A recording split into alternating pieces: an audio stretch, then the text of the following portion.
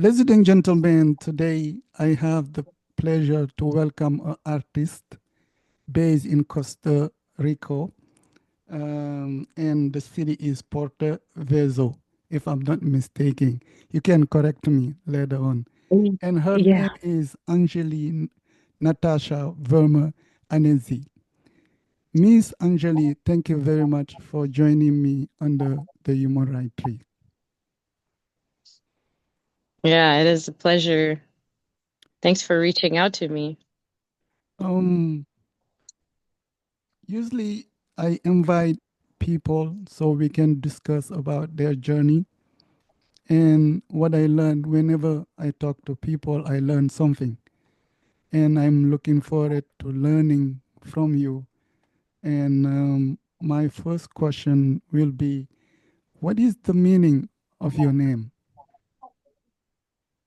Well, my name, um, Anjalee comes from my Indian origin. So my father is from India, and it's actually, it means offering. So it is pronounced as Anjali. But the way that I grew up, I was born and raised in Chicago, Illinois. So, we said it as Anjali. But the word is about this, I don't know if in Hinduism you're familiar when they make kind of this offering to the gods, and it'll have some flowers and some fruits and some nuts and stuff like this, and some incense, and they'll make this offering to the gods.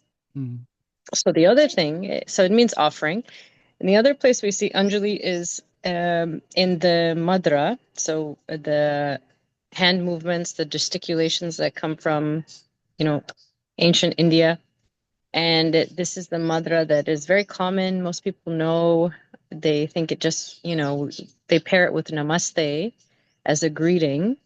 This is called Anjali Mudra. And this is also an offering to the reflection, right? Which is the uniting of the self and the other. And so it comes together, and you are in awareness that it's not just I see.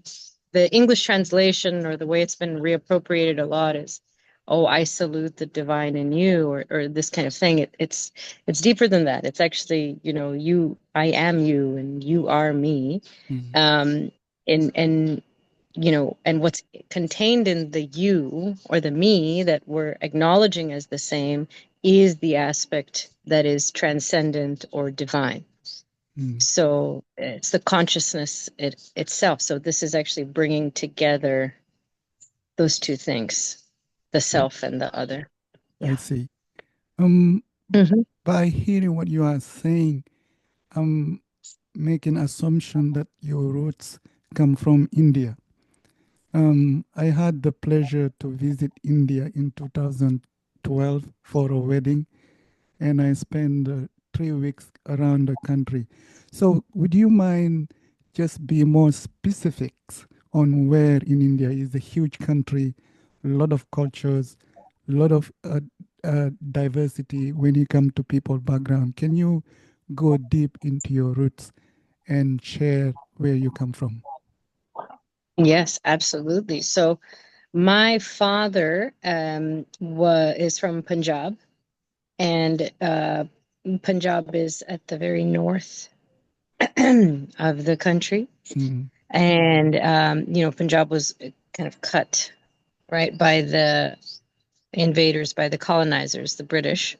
mm, So there are some very close similarities and culturally in a lot of ways with Pakistan, because the people were kind of split like this. But yeah, my father is from Punjab, the state of Punjab in India, and he moved when he was in his 20s to Chicago. okay. And yeah, So, and I was born. are you a Sikh? I am not. I am not. Okay, My father is like a spiritual Hindu. okay. Yeah. And my mother is a spiritual Christian. I see. So how Yeah. was it growing up in Chicago as a child of immigrant? Wow. I think really, really amazing and interesting. Chicago is, specifically, I grew up in Rogers Park, West Rogers Park. Okay. Um, yeah, unbelievably diverse Mm, neighborhood. I would walk down my city block and have over five international ethnicities mm, um, walk right by me. I could hear five different languages, um, just walking within a block of my neighborhood. And I think because of that, it was not without its challenges, but I mean, it was a very idyllic place mm, to have a multi-ethnic family and be immigrants, I you see. know? Yeah, Were you born, you call yourself artist. Were you born an artist? definitely. Without a doubt. So how, when did you realize you were an artist? uh, I think that that's such a cool question because when we become self-aware, right, of who we are and how that slowly arises, because before that moment, you're just being how you are supposed to be. So Mm, I think what started to happen is my family used to love to look at, as I was growing up, they used to love to look at old photos and memory books and stuff like this. My father loved photography. mm, So, he kept a pretty nice record of us as children. mm, And so I was able to see and access myself through home movies and photos as a very young child. When you don't have the full memory index and maybe you just have a couple of feelings or memories about when you were 2 or 3 or 4 or 5. So I was able to see, oh my gosh, I was always dancing. I was always singing. I was always interested in being performative.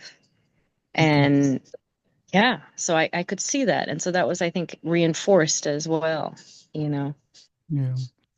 And it's Af- very meta, right? Because it was reinforced through my parents' identities as artists or Okay. record keepers or storytellers in that Mm, way. Because they loved to share that as a way to connect us all. I see. By viewing yourself as an artist, did you always want to pursue that journey as a profession? Because you can say, I am an artist, but I'm going to school for something else. Was it your case? It was my case. I um, had a lot of kind of confusing messaging, I think, from my parents as I started to get older, but not only my parents, but from society as well, um, from our social class. And I started to think that I wasn't enough. Being an artist wasn't enough. So there's that side of the story. And then the other side of the story is that I do believe artists need a constant feed of input in order to actually alchemize and create relevant work, right? Um, so there's a yin and yang to every perspective, right? Hmm. Of how Yeah. we can see how we came from that and here we are now. And I studied philosophy and psychology. Okay. And then I went in undergraduate, and then I went on to get my master's in art therapy, thinking that that could be the ultimate, union of everything. So for Yeah. the people who don't know what is art therapy as somebody who had his master's? What is this about? Well, I think art therapy, unfortunately, is just another industry, which is why I ultimately don't uh, identify as an art therapist. I identify as an artist.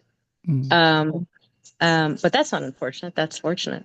mm, And I think it's very important that when we think about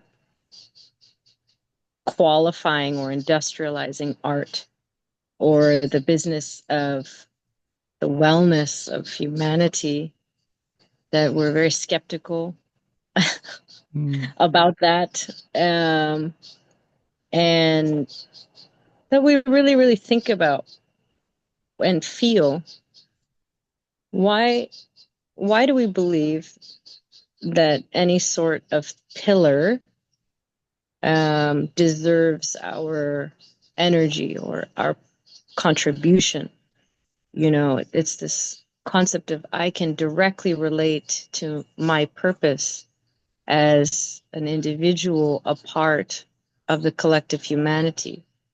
Do I really need some sort of platform or vehicle or um, validation, right? I think ultimately it has been that sort of journey for me where I realized, there are people, there are artists being art therapists, and they've been that way for generations, you know.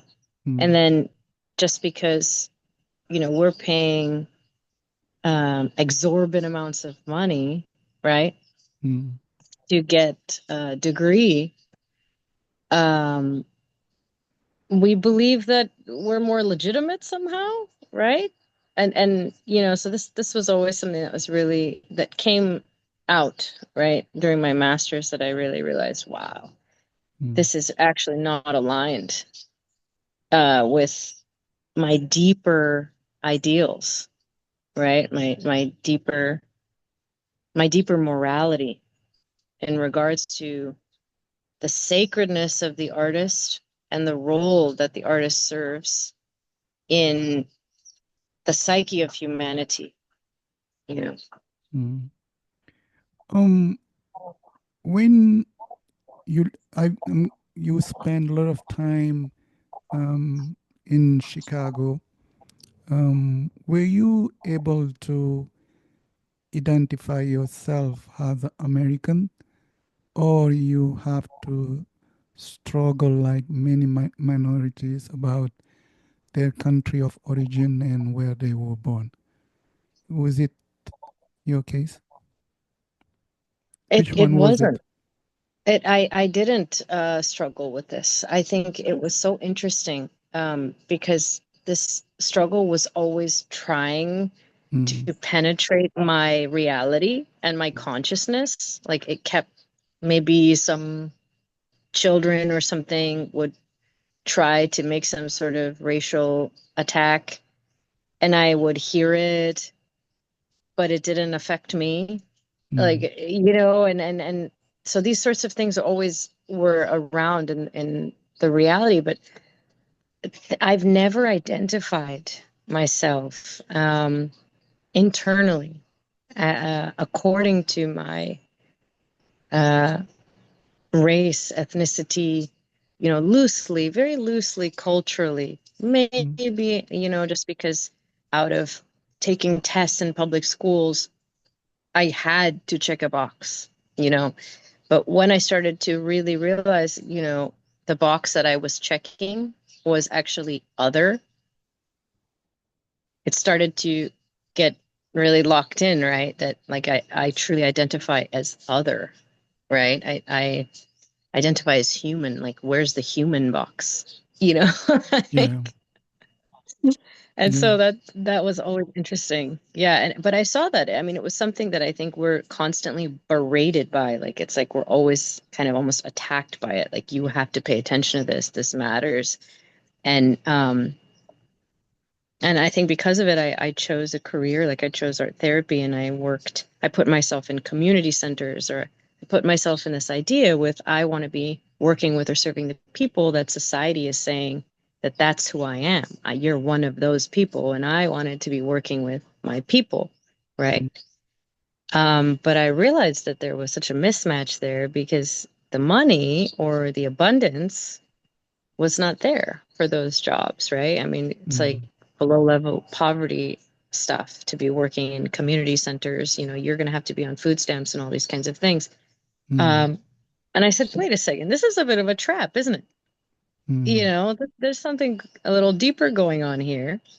Um, and so, yeah, so that was a part of that reality with that.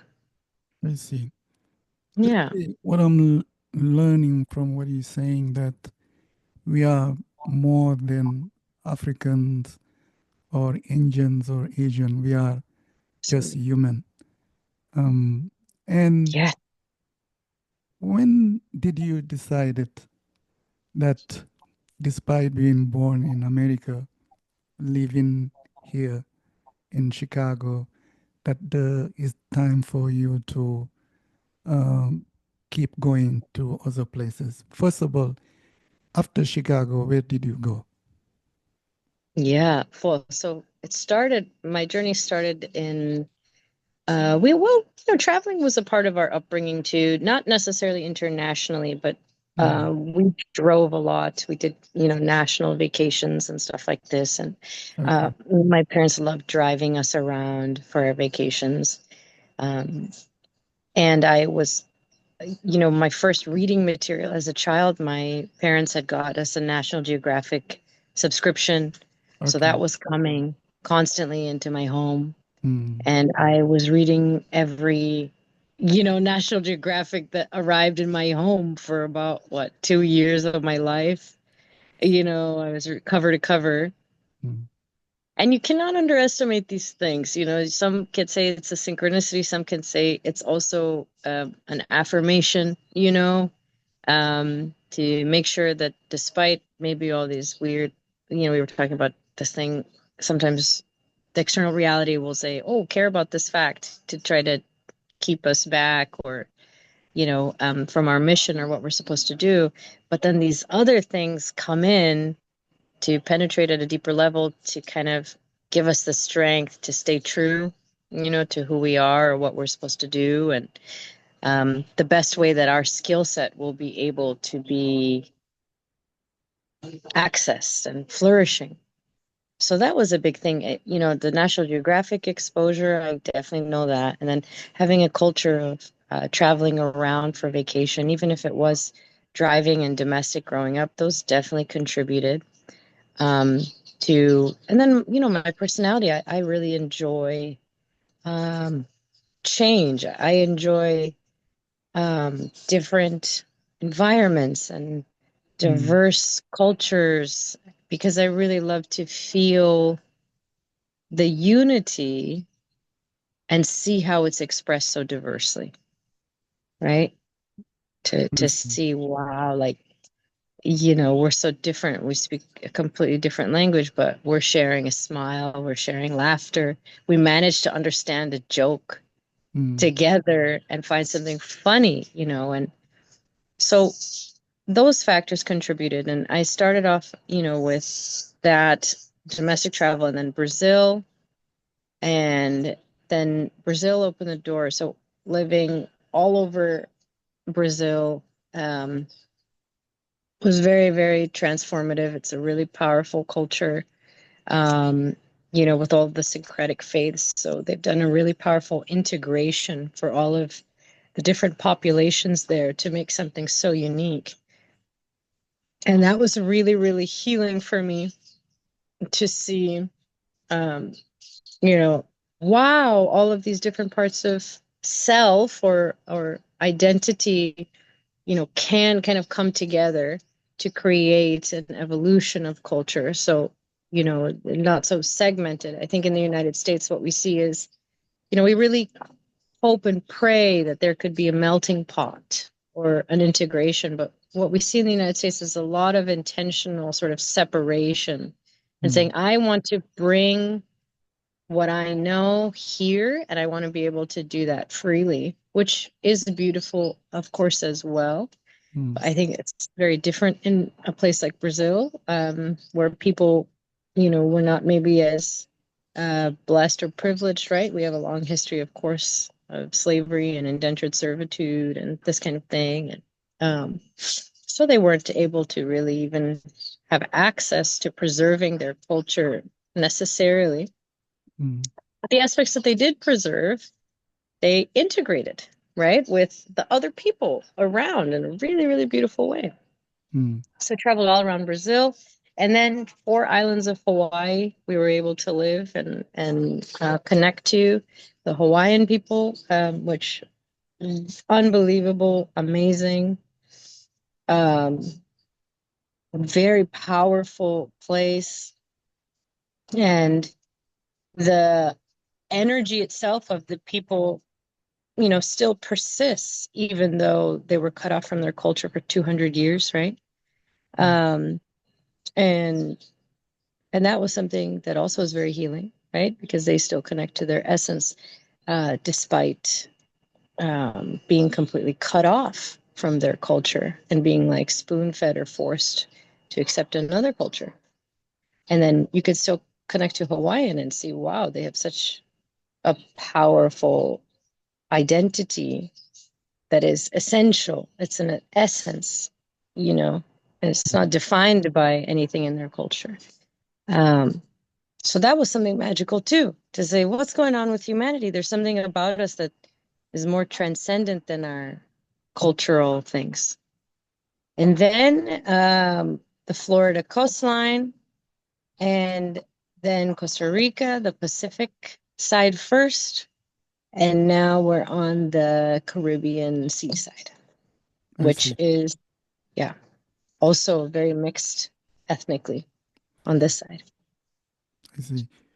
Usually, when you come to traveling, I truly believe that traveling is one of the best school you can have.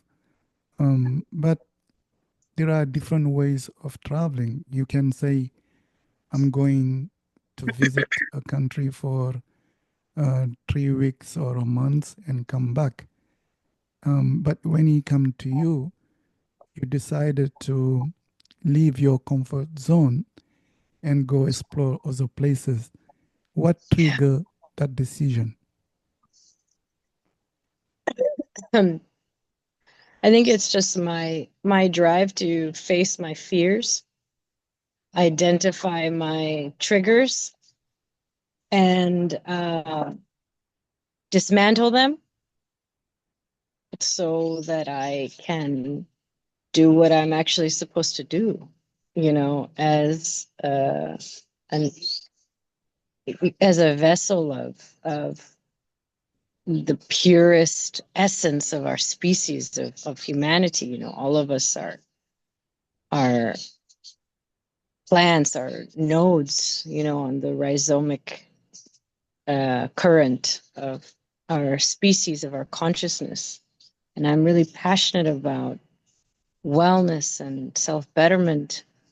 And traveling for me has given me that ability. Specifically, the way that I do it is nomadically. So I like to live in the place that I go to for extended periods of time, and uh, create opportunities for myself to connect to the community, and as well as entering the community spaces, to make myself available as quickly as possible as um, as a contributor to the ecosystem of the social fabric, right, of that community of where I live. And I do this so I can really share my gifts, right, and share who I am, um, and also essentialize myself, you know, really get clear on who I am, what do I have to offer, and get serious about those things. I see. Yeah. Yeah. Yeah, as you indicated, you had to overcome your fears. And many people would love to overcome their fears and they wondering how. Would you just share steps you took to overcome your fears? Yes, absolutely. I think step one is identifying the fears. Being, you're right, being honest with ourselves about what the fears actually are. I Mm, think it's really intense. Our society is kind of built upon distracting us from this kind of self-examination, full of distractions, appealing to all of our senses and then quick pleasure and um, energy expenditure in other ways, everything except devoting time to be with yourself, right? So this was my first step was meditation, right? Meditation uh, is still my first step. Every day I go through the same steps. It's never like, you do it and then you reach a point where you don't have to do it anymore. If I don't meditate, it's a chaos. It's an absolute chaos in my mind, because nothing around us changes unless we change our perception of it. So the way that we change our perception of it is by going inside of our mind, mm, and being a conscious creator of our mindset and our perception, and saying, hey, I'm going to actually bring my attention to my breathing and make sure, am I breathing properly? You know, is my nervous system in a peaceful zone? Because our fears trigger our nervous system, right? Out of balance. mm, And we can't make decisions that reflect who we really are or what we really want to do or accomplish. It's like in a very kind of short-sighted way.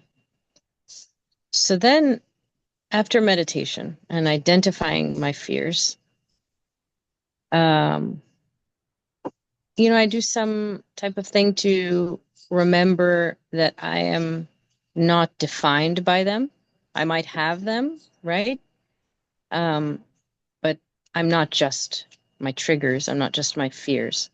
So now that I've identified them, then that's when art has become very important, right? So finding pleasure in those types of things. So journaling, painting, drawing, allowing yourself to abstract your consciousness, without any sort of practical use for this other than affirming that you are more than your fears, right? Or more than your triggers. Because then what happens is you have a foundation that's a positive foundation. And it's a foundation that you've created, because we can always change things much easier if we start from a solution based mm, perspective or a positive focus first, right? So I say, wow, I made that song, or look at this beautiful poem, or look at this beautiful painting, or I made this dance, and I planted this garden. These things create because it's a parallel process, right? So it's not like it's like happening at the same time. So I'm creating something as I'm destroying something, or you could say transmuting, mm. right? Yeah. So it's like it's happening at the same time. So you always want to make sure that you're understanding that, because we look at nature and we see in nature, you know, the dead leaf, the dead dry leaf, or the rotting wood is next to the sprout. The sprout is actually coming out of the rotting wood, so there's no differentiation really. We're just keeping our perspective, aligned with the truth. So I look to nature a lot to reestablish what is the truth mm, of the way this works, the way my body and my mind work together. So once I do that and I have a positive self-concept and feeling in my body, then I might start to consciously make movements or steps towards chipping away or transforming the fear, I right? see. Yeah. Yeah. So it can be practical or it can be something that you just set as an intention, like a grander intention. So before your meditation, you say, my life, I am fearless. I am fearless. You know, I'm going to remove my triggers. I'm going to dismantle them. And that it could be as general as that. And then watch what happens. I mean, for me, I'll give an example of one of those. So one of my triggers is like some fear of the deep ocean. Mm, I don't know. And maybe it comes from some past life memory, right? Where I did transition through drowning or something like this. And I've been in experiences where in my life where I've almost drowned, but I've survived, like I've, swam and been fine. mm, But I now, recently, maybe 2 years ago, I realized, oh my gosh, I'm always living on islands or near the ocean shorelines. And I said, I wonder, it's not a coincidence. It's because it's a part too of my greater intention of I'm going to conquer or dismantle or face this fear. You know, what's really going, why? Why am I like this? You know, so I that's an see. example of that. Then another fear, a silly one. Um, I don't know. I can't think of a smaller one right now. Oh, people passing away, people that you love passing away. This is a very, classic one that we have. Oh my gosh, I can't imagine my life without this person and something. That's good because it's going to change you. It's a portal of transformation of your consciousness. So Mm, if you could imagine it, don't you think it would take away the point of living day to day? The whole point of this is change, transformation, movement, you know. So that was one, is that I had to make peace with the fact that everything is change. So living a lifestyle where, you know, nothing is permanent and essentializing, realizing what actually is permanent, you know, I see. has helped me reconcile that, you know, the inevitability of people you love and are attached to transitioning into another state, I and see. realizing, well, I know what's permanent about them now because I see what's permanent about life, right? Mm, And there is no such thing as death in nature. It's just transformation. So this has helped me a lot because I realized, well, I don't think they're dead in the way that we've been told. That mm, doesn't really make sense. That's not a concept in nature. We're like kind of being programmed to think that such a thing is even possible. It's just a transformation. There's a change in the state of matter, you know? um, to one of what I'm hearing is like in some cases, to overcome fear, you need to take a decision and take steps toward your own desire, your own journey. However, some people may say, um, sometimes they can come up with ideas such as, well, I cannot make my own decision because I have a children's or I have a job or I have a house to Sure. take care. How you think people can dissociate those conditionalities and and keep on uh, doing what they want to do?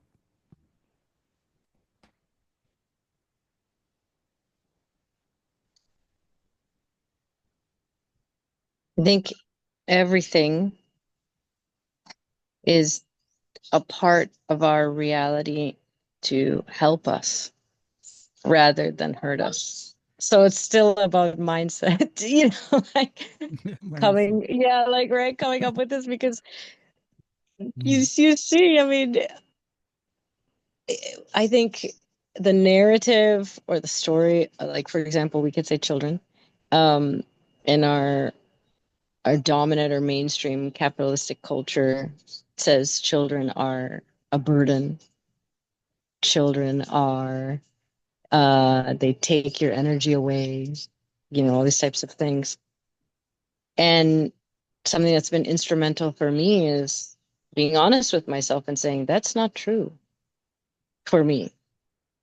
My children have contributed more than any other being in my reality towards the my drive and my passion towards self-betterment, wellness, adventure, cultivating strength of in every dimension, you know, courage, um, health, you know, and they've given me energy,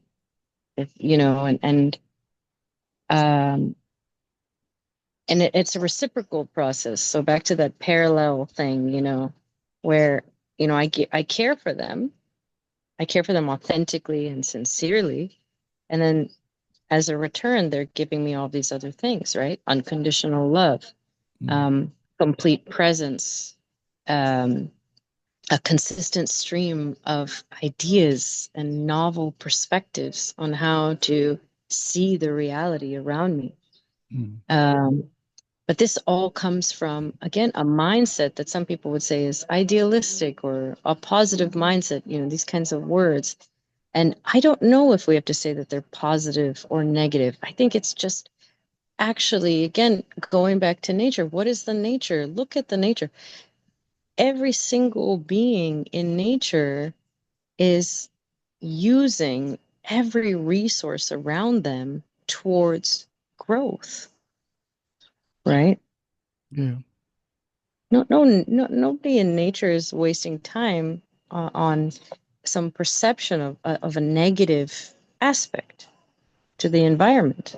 That's not it. It's a propensity towards growth. So, and then this process, right, of like I'm gonna grow and mature, and then I'm gonna flower, and then I'm gonna fruit, and then I'm gonna seed, and then I'm gonna do the whole thing again, right? But with more wisdom, like as an evolution, I'm evolving in my own life. So always perceiving your reality and your environment as for you, I see. as working with you So, towards what it is that you want. so your perception is everything happen for a reason, and the reason is to carry you to a better place. If I have an understanding of your views, basically, Yeah, um, I think so that would be appropriate. there is nothing to be scared of, and the reason is the reason you choose to go to Costa Rica. Costa Rica. Can you tell us when did you move to Costa Rica and why you chose that country? Sure. So I've been in Costa Rica now for a couple months, Okay. and um, you know, I, I, I don't believe we're going to be living here for Mm, the duration of our life necessarily. Um, but why? So I think ever since this whole National Geographic era, and maybe when I was about 16 or something like this, I started to come up with a list of all of the places that were available to me in my consciousness of where I would like to explore and live and be and feel. And Costa Rica was one of those places. It's A very special, beautiful place. I mean, it connects the North America to the South America, right? And it's a blue zone, so it's got an incredible amount of um, diversity, right? mm, In terms of um, nature, mm. and that was fascinating to me. You know, I said, "Wow, I want to feel that. I want to know what what's going to be illuminated inside of me through contributing to that people and that ecosystem and whatever community that will accept me over there." And yeah, it's been beautiful. Do you feel accepted as the person you are in Costa Rica? Yes, specifically on this Caribbean coast. So in Puerto Viejo, there's many, many, many, well, all through Costa Rica, there's many people from all over the world. But in Puerto Viejo, it's unique because you are on the Caribbean Sea, so you have a lot of people who've come from Jamaica, and you know, they have a very, very strong root here in Puerto Viejo, and the indigenous people as well of the area, very famously able to resist colonization, you know, and so, and then that history as a foundation, commingling with the modern history of, you know, expats from all over the world now coming and working together to build a community Mm, here is something that, you know, just as simple as walking down, again, walking down the street and being able to see such an array of people, you know, is something that I love. I identify with it. That's how I grew up.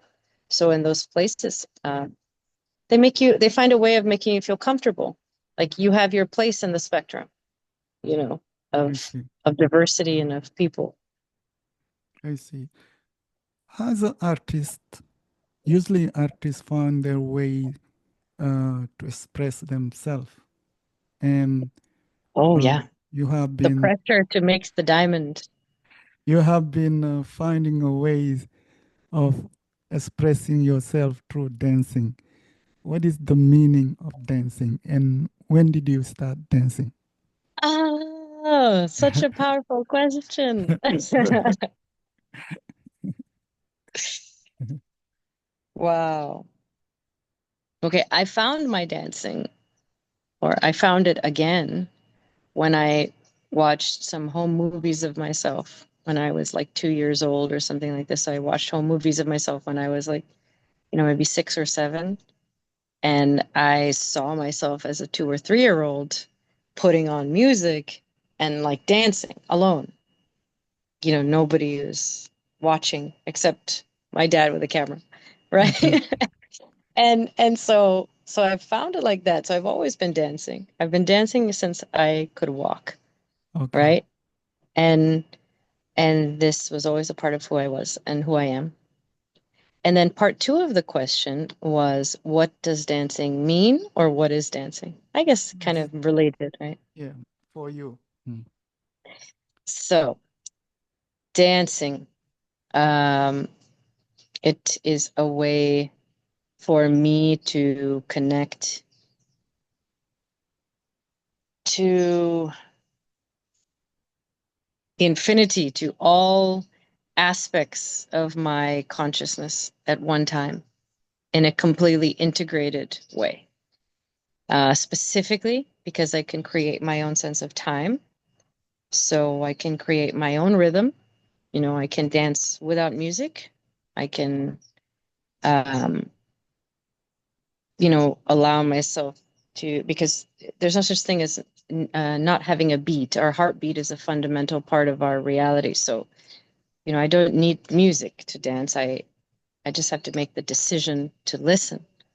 So dancing is very, very sacred for me as a part of how I understand, and not even just understand, but understand, right? Overstand mm, life itself and consciousness itself because of how much um, freedom I have in that place, right? So I can make the time and the space doesn't matter. But what Mm. I've realized is that it's not just about me dancing. And this has been as we, go through these cycles in ourselves, our evolution in our own life of who we are. And I can see myself as a 2-year-old dancing by myself in my living room just for myself.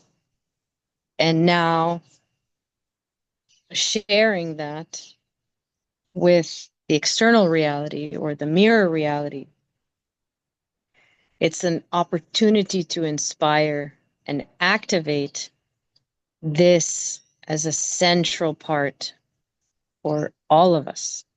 All of us need to be dancing. Yeah. All of us need to be dancing every day and dancing by yourself and then dancing together, dancing without music and dancing with music. And I'm very passionate about those contrasts as a part of it because dancing can be this, it can be so many different things. It can look in so many different ways because dancing is another language, and it's one of the most primal and original languages of our species. And it's not just our species. We see birds, tropical birds doing dances to impress the female. So it's deeper than just our species, right? It's transcending that. So it needs to transcend your limitations or ideas about what it is. It has to be as important to you to cultivate your dance as breathing is, because our body has an internal beat and we must connect to our internal beat. And I'm very, very passionate about that. So basically, you see dancing more than a way of divertisement. You see it as a spiritual journey. Ah, yes. Yes. I see. And an aspect of who we are, our humanity. Do you think And there is a moment to dance or not to? no, I think dancing is always appropriate. I think dancing is always an appropriate response. No matter where you are, no matter what's happening, you can always find a dance Yeah, to express. And this is very powerful because it can take us to dance as a resistance, as a form of protection and resilience. We see the Palestinian people are dancing, when they can, when they remember, when they're able to, they're still doing their traditional dance together. You know, they're still doing it. I And see. yeah, and that's you would say, oh my gosh, how could they be dancing now? Because dancing is it's another thing. It's a language, you know. What are the health benefits of dancing? Ah, so many. I think so many. One of the main one for me that I really, really love, apart from all the physical ones, right? You are working out, so you're improving your muscles, and you're able to regulate your nervous system and this sort of thing, and have better control over your breathing. Because if you're not properly breathing, you're not going to be able to dance the way that you want to. Um, Also improves your focus, so your ability to focus in other aspects of your life if you get lost in the dance, right? Um, and have that move into your whole body. So it's like a cleansing ritual too for your whole vibratory field. But perhaps the most fascinating one that I think most people miss is that there's a mind-body connection where when I move my body in non-typical ways, And through dance, you move your body in new ways that you never dreamed of, right? When you're really in your dance, and you create new neural pathways. So you create new interconnectivity. So you can also, so you create new interconnectivity between existing neurons, but then you also give birth to new neurons, right? And this is huge because this contributes to the fact that there's so many things that are constantly degenerating our brain and its functioning in our modern lifestyle, because we're the bioelectric reality that we live in. There's a lot of frequencies that are out of alignment with our connection to our natural environment, right? Which is the frequency that we time and time and again are seeing is our most idyllic vibration, to exist within. And this is always getting attacked or inundated. So dance is a way to sort of, from the inside out, create a field of empowerment. So some people from the outside looking in at what we're doing will say, oh, they're protesting. Oh, that's a form of resistance. But that's not what we're doing, because we're not defining, like, we're not dancing because we want to protest. We're dancing because it's native to who we are. It's a part of who we are. So it's actually just, this parallel process where as we rise into who we are and what we're meant to do, the dismantling of the other things get weaker. They lose their relevancy. And this contributes to our evolution as well, because it's like, attacking, and then we say, oh, we bring it into our consciousness. So now it's not just like we dance around the fire in a tribal or ancestral way, because that's just how life is. Maybe the child grows in the culture. Now it's like, oh my gosh, we're doing this because we know that this is a way that we cultivate our protection, we integrate ourselves with our sacred land, with our earth, I see. who we are as humans, right? Mm. Beside dancing, you enjoy singing. What Yes. is what singing meant for you? Singing is a bit more new that I'm as kind of sharing. I've always been a singer, but I went through a lot of things with it being repressed, and and really understanding what that was about, and stuff like this. And now I'm entering, the next cycle of my evolution is now integrating instrumentation and musicality. So, with dance, it's like creating my own time with movement, now creating my own time as somebody who can hold and make the beat, right?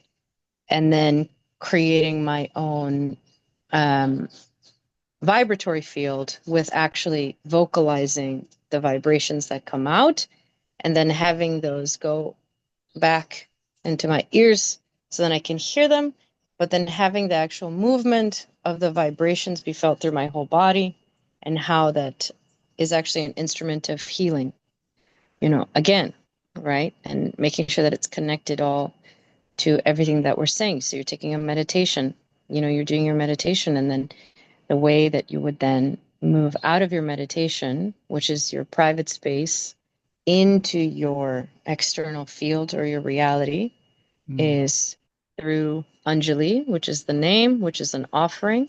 Mm. So making beautiful dance movements, making beautiful singing, making sure that I'm offering to this space and to the people um, something of beauty, something of pleasure, something of inspiration, right? Yeah, but you indicated oppress.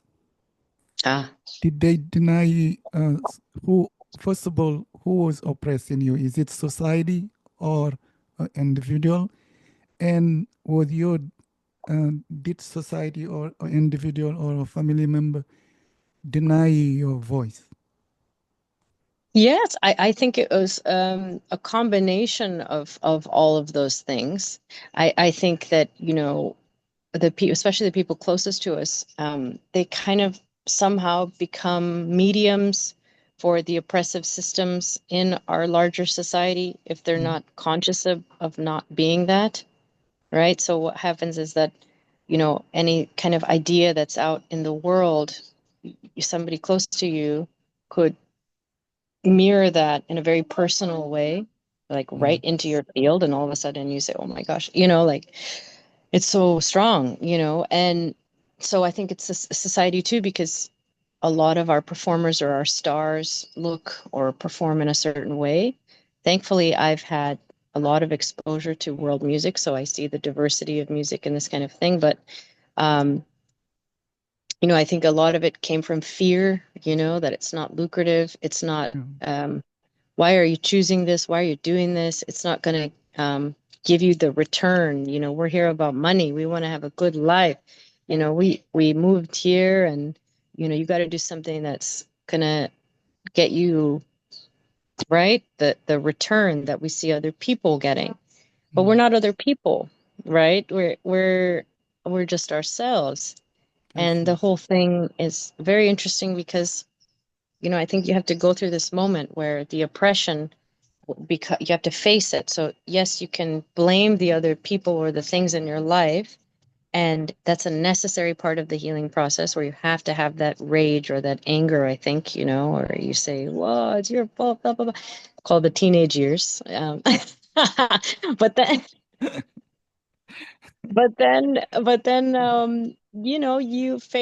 you face yourself, because then you have to see how you've internalized that oppression.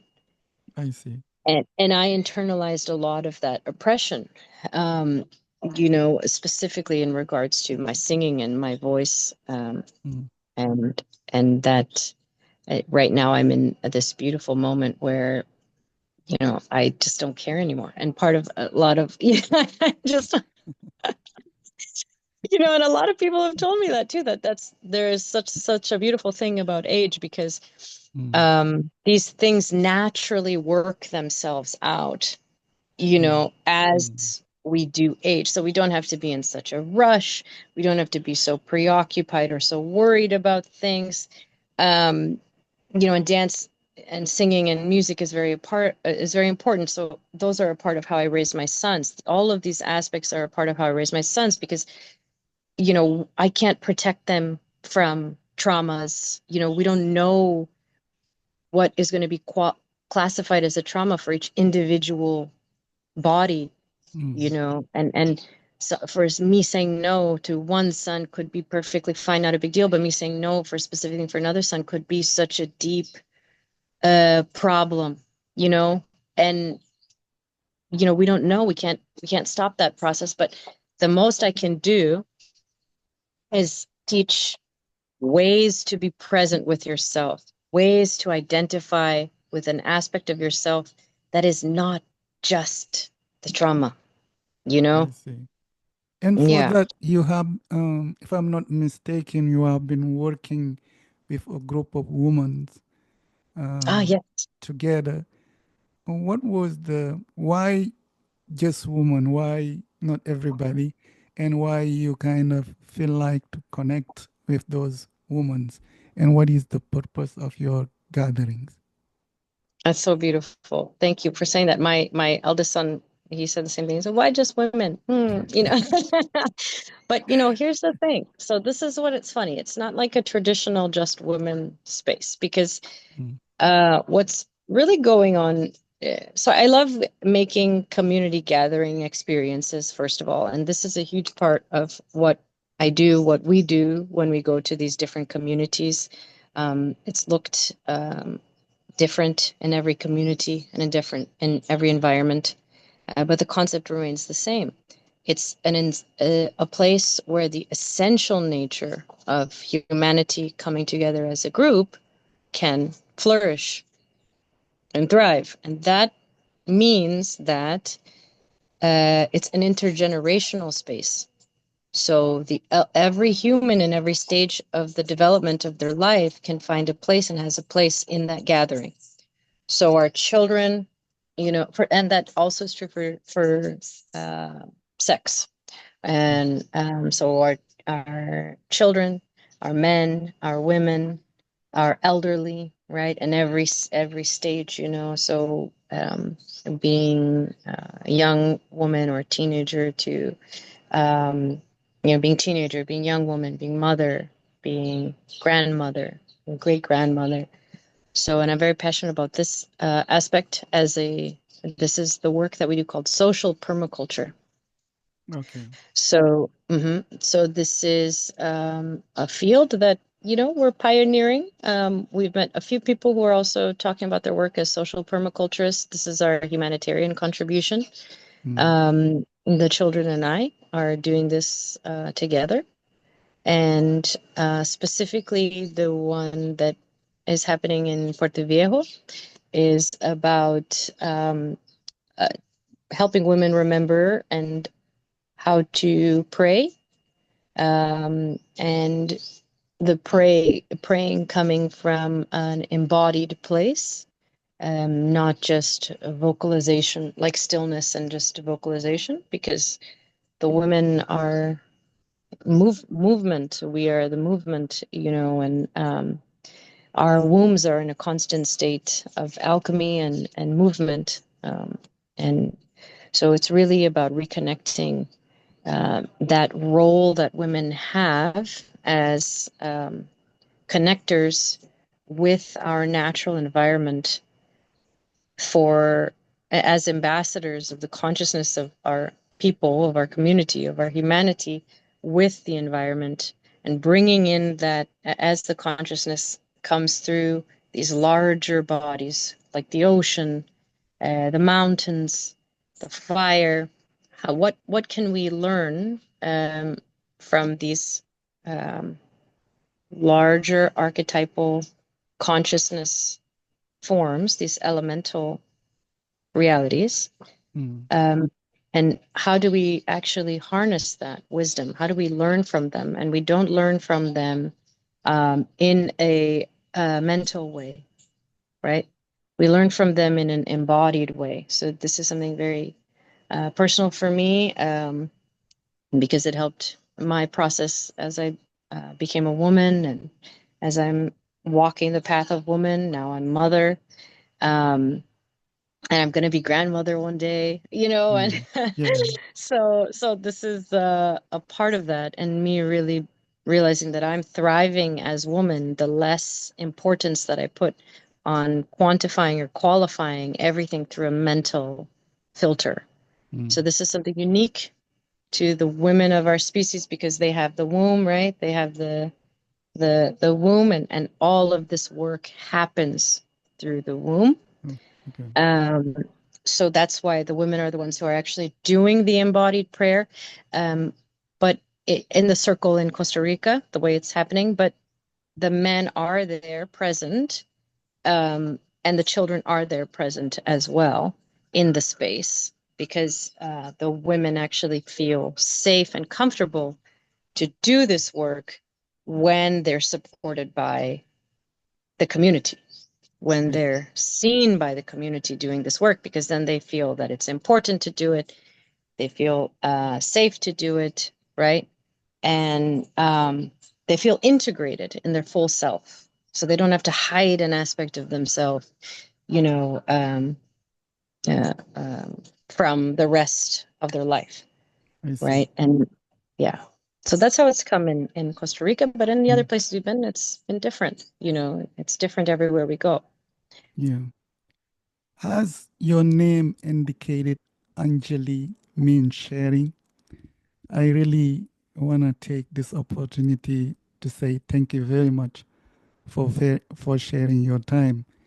There are many questions I have in my heart that I would like to ask, such as what mean to be a woman, what is love is about, how you view sexuality, and what women go through life that men don't know.